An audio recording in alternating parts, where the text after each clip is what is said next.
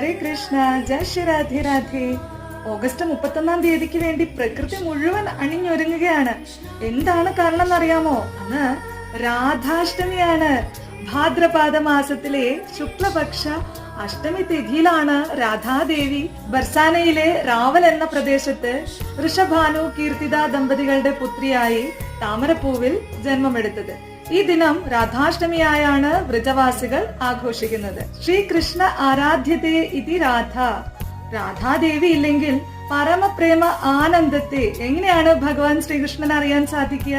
ആ പരമപ്രേമ സ്വരൂപിണിയായ രാധാദേവിയെ നമ്മളും ആരാധിക്കണം. ആ ദേവിയുടെ ജന്മദിനത്തെ ആ ഭഗവാനുള്ള അർച്ചനയായി നമ്മൾ ചെയ്യുകയാണെങ്കിൽ തീർച്ചയായിട്ടും നമ്മളുടെ ജീവിതത്തിൽ രാധാദേവിയുടെ അനുഗ്രഹം ഉണ്ടാവും. ഈ ദിവസം വ്രതം എടുത്തുകൊണ്ട് രാധാദേവിയെ പ്രീതിപ്പെടുത്തുന്ന സകല സ്ത്രീജനങ്ങൾക്കും രാധാദേവിയുടെ അനുഗ്രഹം ഉണ്ടാവുന്നതാണ്.